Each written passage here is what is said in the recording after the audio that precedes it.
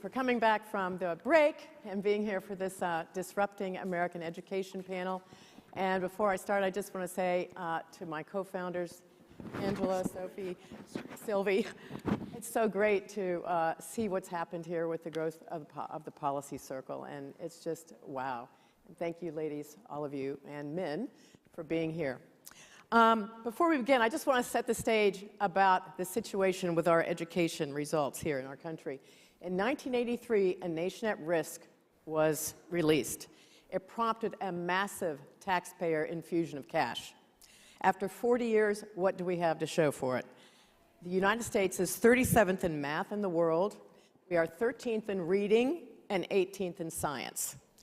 After some improvements in the 80s and the 90s, achievement levels for 9 and 13-year-olds have flatlined or declined. We have increased K-12 spending tenfold. When you look at the NAEP scores, the National Assessment of Education Progress, our students are trending downward or are flat.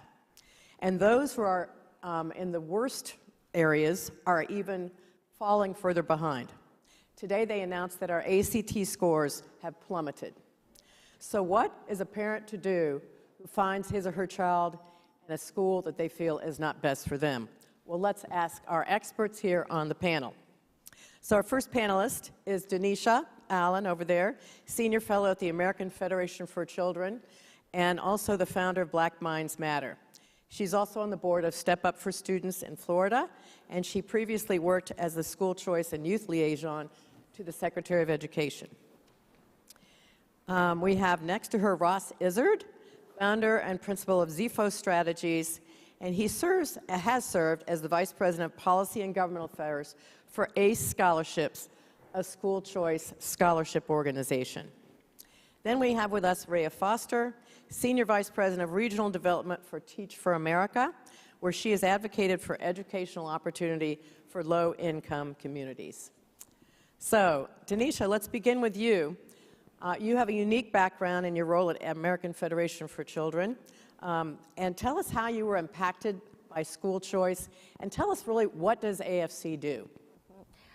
So I'll start with what AFC does. So we are a national nonprofit organization that works in 3 key areas. So we're the only school choice organization in the country that does all 3. So we work to get elected officials in office.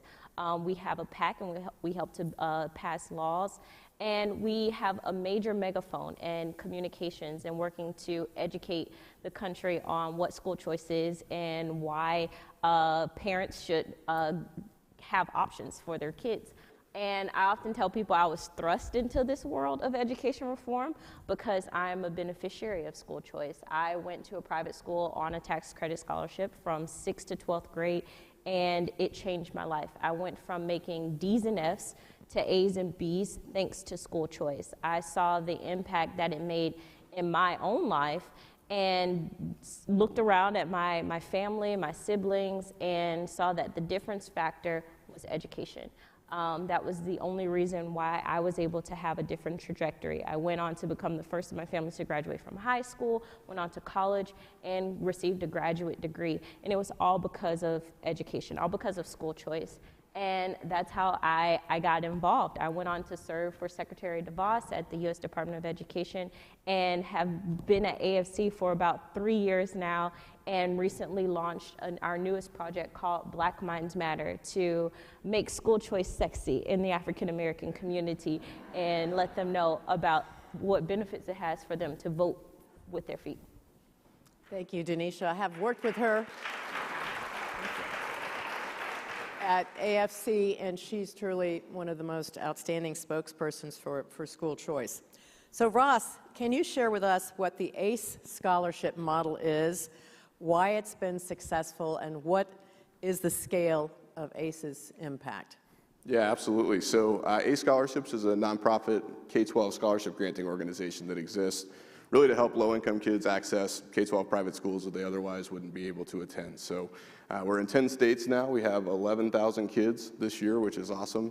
And to date, since the organization was founded in 2020, have given out 66,000 scholarships, which is it's a cool number. I like to throw it around. So I think the thing that makes it unique and the thing that makes it successful is twofold. On the programmatic side, ACE is really good about focusing on partnerships, so they don't want it to be a handout. They focus very carefully on building a partnership between ACE as the scholarship organization, the school, and then the families themselves. And so everybody who's involved in the model has some kind of skin in the game, some kind of investment. And it really helps have the buy-in that leads to success later on. The other side of that is that ACE has a really unique two-part mission. So on the one hand, their mission is to give scholarships to the children of low-income families, and then they have a comma, and then they have my job, which is the backside of advocating for expanded school choice. So we run the programs, we give out the scholarships, we work with the families in the schools, but we also go down to the Capitol and to the legislature and fight to expand the program. So in places where we can pass tax credit scholarship programs or other school choice, me and my team work very heavily on that inside the buildings. In other places where there are existing school choice programs, we're always scheming about how we can get to the next 100 kids, the next 1,000 kids, and how we help the next group, which is not completely unique in the scholarship granting organization space, but it is unique, at least insofar as the states where we work. Thank you. So, RIA, Teach for America was founded in 1989 and continues to be a really innovative model. For those not familiar with TFA, can you explain the core model and its impact and describe what kind of schools your teachers, where they teach? Sure, absolutely. First of all, thanks so much for having us up here on this important topic. Teach for America is a national education organization that is focused on creating a world where every single child in America can have access to an excellent education and live a life filled with opportunity and possibility. Because the reality is, as you just shared, that that's still just simply not true today in 2022. Depending on where you grow up or where you live, that has a dramatic impact on what life you are likely to receive, particularly if you are coming from an underserved community. And so Teach for America is working to change that, and our approach is all about people. We recruit exceptional, diverse talent from across the country and recruit them into the field of education to become what we call core members.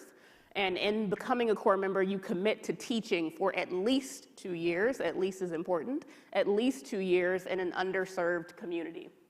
In a public school, and you are employed locally by that school and hired by those principals.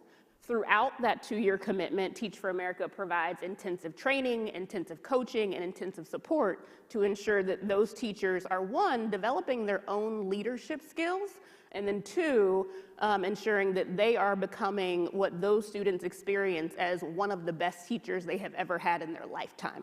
And research consistently shows that students in TFA core member classrooms are more likely to outperform their low-income peers in a non-TFA teacher-led classroom. And that's what most people know about Teach for America, but that is only half of the story. The other half is once they finish that 2-year commitment, they become what we call alumni. We now have 66,000 TFAers across the country working in every level of education. And so as alumni, they can continue teaching, and we have many that are now 10-year teachers and 20-year teachers and 30-year teachers because we've been around that long. And we also have others that are principals or school board members or elected officials, and we are continuing to work with them to ensure that they start their impact with Teach for America in the classroom, but they ultimately make a lifetime commitment to transforming public education. Thank you. So Denisha, back to you. School choice policies have expanded dramatically. I think now we have some form of school choice in 31 states, plus the District of Columbia. And so recently, though, something really big happened in Arizona, where a program passed that gives 1.1 million students and their families complete control of their education spending. So they got education savings accounts. So tell us about what Arizona did and how other states you think are trying to expand their school policies going forward. Well, I'm from Florida, and so I'm pretty bummed that we didn't do it first. And so Arizona, yes, passed a education savings account. So they are the first state, the only state that has universal school choice for every student. And so 1.1 million families in the state can access $7,000 to use on whatever type of educational resource that they want. They can use it for private school tuition, books, tutoring, the list goes on and on. They can use it on iPad technology. And the wonderful thing about it is, yes, it gives parents complete control. On the earlier panel, they were talking about backpack funding, and that's exactly what it is in the state of Arizona. And hopefully, yes, Florida will be that next state that does it. And at AFC, we're just very thrilled about what's happening. We've supported legislation, 207 pieces of legislation across the country in 26 states that's passed in the form for school choice. And more states can do it. Support for school choice is up. 72% of voters support school choice. And so it's just a matter of getting it across the finish line. 86% of Republicans, I know that, support school choice. We have some work to do here in Texas. And then 68% of Democrats support school choice. And it's just a wonderful thing. Across the country, we see where, especially after COVID, how you mentioned, Kathy, that support is constantly going up. And I believe education savings accounts are a great opportunity for families. Right, and obviously in Florida, where you had Governor Jeb Bush, who started really the whole school choice movement in that state. I mean, it's remarkable how many students, I mean, it's a huge number of students having choices in Florida. So Indiana's pretty good too, my home state. So we've got a very, very robust school choice program. So Ross, what have you noticed when it comes to talking to legislators about choice? What are the main, comments and sort of arguments that you use to try to convince them that it makes sense to have school choice? How do you deal with people who are rural legislators who may not, be as supportive? And if you were to train a freshman legislator on this, what would you say? Oh, that's a lot. And some of it I can't answer because the things that I might say to a legislator are not things that I can say up here. So, but in general, with legislators, and I think it does depend on where they're coming from and obviously their specific place in the world legislatively. But I spend most of my time when we're working for ACE and lobbying for ACE, getting the conversation out of the realm of ideas and into the realm of people. So I know that we like to talk about competition and free enterprise and everything else, and those are great. I think they're good. I think they're really worthwhile conversations. Legislators, I realized very early in my career, are doing math, right? So while you're talking to them about the things that you believe, they're sitting there going, oh yeah, but I've got a primary coming up and I've got this constituency back home. If you're a rural Republican, you're saying, well, but the biggest employer in my home district is the school district and I really can't make them angry. And so you're talking and they're not listening, they're doing math. And so the very first thing we do is we try to humanize it for them, usually by putting families first. So have them come in, tell stories from their community and from their district, which kind of helps take a little bit of the heat off the conversation. And then I come in, I'm not as likable as most of our families, and I give them a sheet of paper that says, well, in your legislative district, we have this many partner schools, we are serving this many kids, we've made this investment, and by the way, this is the total number of kids who attend those schools, the total number of families who are benefiting from school choice in your district. And I give them a math problem, right? So you kind of take the heat off with the emotional story, then you give them a problem. And usually what I watch happen is kind of like the old Pong machine where it clicks its way through, and then they go, wow, I won my last election by 600 votes, and this is a constituency of 5,000 people. Okay, yeah, let's talk. And then we're having coffee, and we're talking about school choice and what we need to do. So I tend to think that the more that you can bring it down home for them, help them understand the people in their community, because most legislators really do care about the people that they're elected to represent. Help them there. And then help them understand that it is in their best interest to go along with you, because as scary as superintendents associations can be and the teachers unions can be, I can promise you that there is not a lot scarier on earth than a bunch of really angry moms who want their kids to go to a better school. So, Yep, yeah. That is so true. We saw that happen in Florida when it was the moms who were threatened that maybe they might not have school choice who came out in support of Governor DeSantis. That's right. I mean, that was a really decisive factor in that election.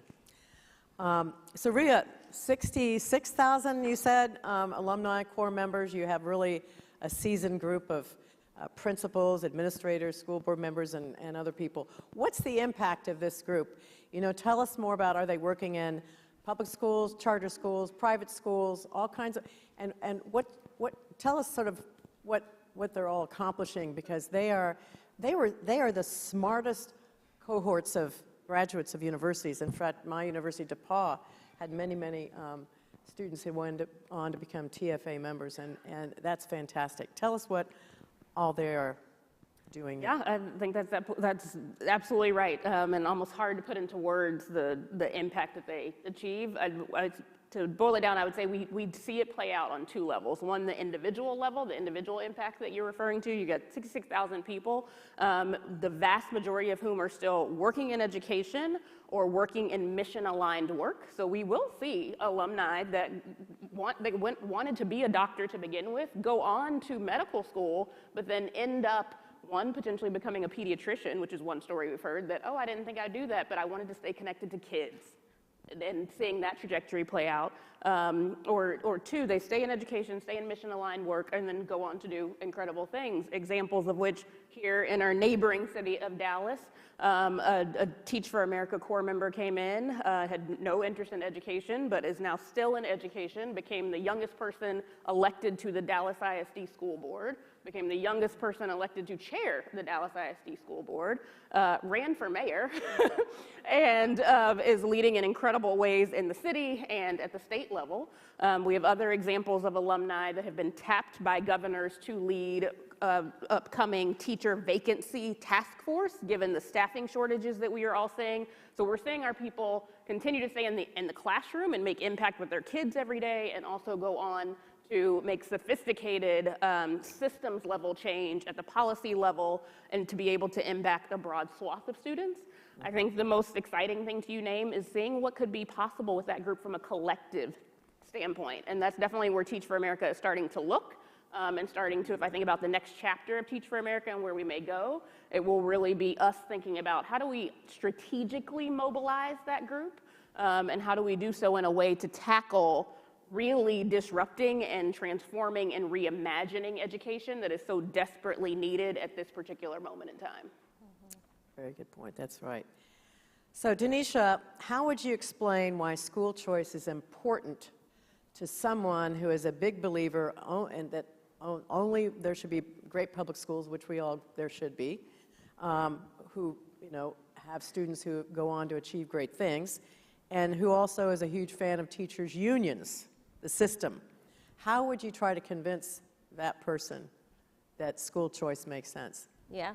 Well, first, we do see that the teachers union, they are not impossible to beat.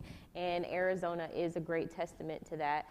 Save Our Schools, which was their organization that went out to try to get a lot of signatures of parents in order to defeat the program from being enacted, the ESA program in Arizona.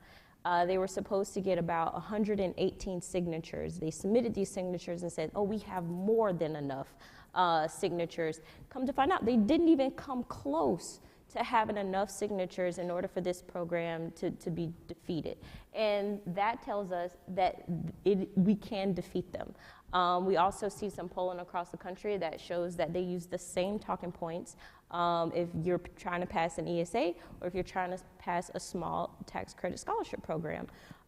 So they're saying the same thing. But back to your question, what I would tell someone who's saying we need to support our public schools, which is true. Over 90% of our students go to public schools. The majority of our kids are in public schools, but not all public schools work for every kid. And as a new mom, my baby's here. He's 3 months old, and I know. Sorry, yeah. As a new mama, I look into his eyes. I look into my kid's eyes, and I would really hate for someone to relegate him into a system and say just because you live someplace, that's the school you have to go to because you're zoned for this. Like, how dare you? I'm, first of all, a rebel, and if anyone ever tells me that I can't do something, that's gonna alert me like, okay, well, I need to do it. Like, thank you. And so, like, it's so not fair. And as a student who went to these poor performing, failing public schools, I know how students are treated. I know the quality of education that they're receiving, and it's definitely not fair. So I would say that. Right. Thank you. Ross, you've seen the impact of quality education on children, but I guess you also at ACE have looked at the remarkable changes in progress for the whole family. Can you tell us a little bit more about that? Yeah, absolutely. So one of the cool things about school choice that almost never gets talked about is that the education outcomes are great, but they're kind of only part of the story. So a few years ago, ACE decided to look at what happens to the rest of the family when a child is given access to educational choice. And the results were kind of wild. So not only does the kid himself or herself do better in school, but the family starts acting differently. So they start eating dinner together more often than they used to. They start spending more time doing homework and other activities together than they used to. In a lot of cases, the parents actually decide that they're going to go back and pursue continuing education in the form of a certificate or a post-secondary degree of some kind. And so it's this kind of ripple effect through the family, which is incredible to watch now. But then the thing that really gets me inspired and excited is the fact that you've got 66,000 scholarships that have gone out the door. All of those kiddos have impacted their immediate family, and then when they eventually have their kids, I have 3 kids. I might not be doing it completely right, but I'm doing my best. But once you have those kids out there, they are going to have different expectations for the future in terms of what they can accomplish, what they can do, what's in the realm of possibilities for them. And that then trickles out into their kids. And pretty soon you've got this really cool generational ripple effect that I think is, it's hard to quantify. I don't think we've really started doing that on a research side yet. But it's there, and it's a really, really cool extra benefit to school choice that gets me up in the morning.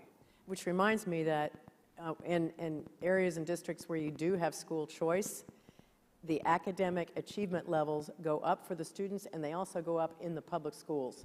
So what you see is competition, and competition is really what sort of helps lift all boats. So last question, Rhea, and then we do a few questions. What gives you hope for the future of our nation's children? Great question, and one that we absolutely have to keep asking right now because the headlines are bleak. I think right now I hear that a lot of people are very interested in education, and I think part of that is because the headlines right now that are coming out are bleak ones, the ones that you started this panel with. And we can't let that be the leading narrative. It is the current narrative, and we have to stay grounded in that truth, but it can't be the leading narrative.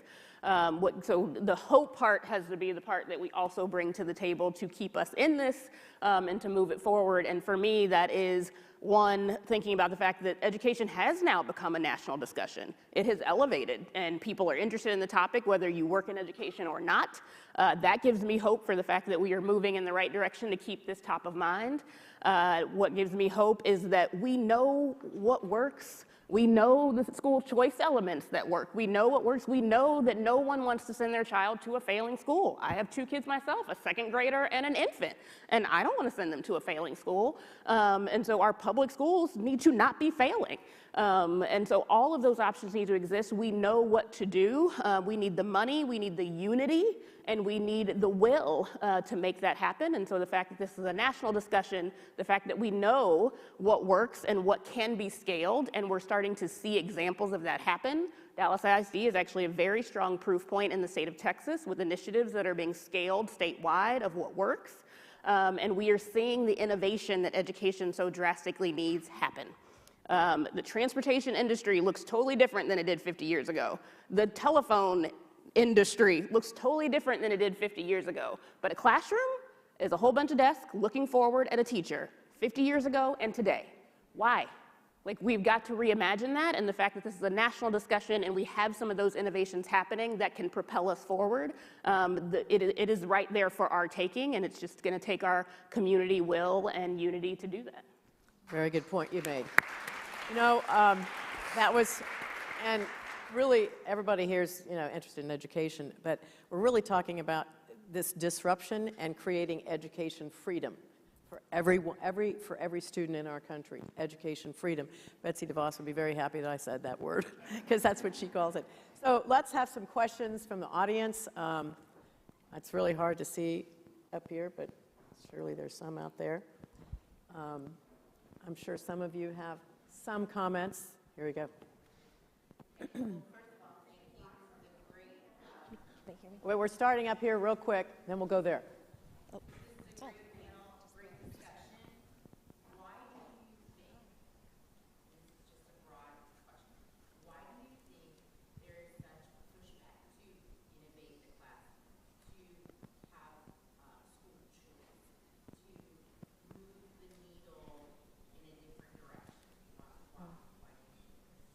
I have my answer, but I'll start with whoever would like to comment. I mean, well, you know, public enemy number one. The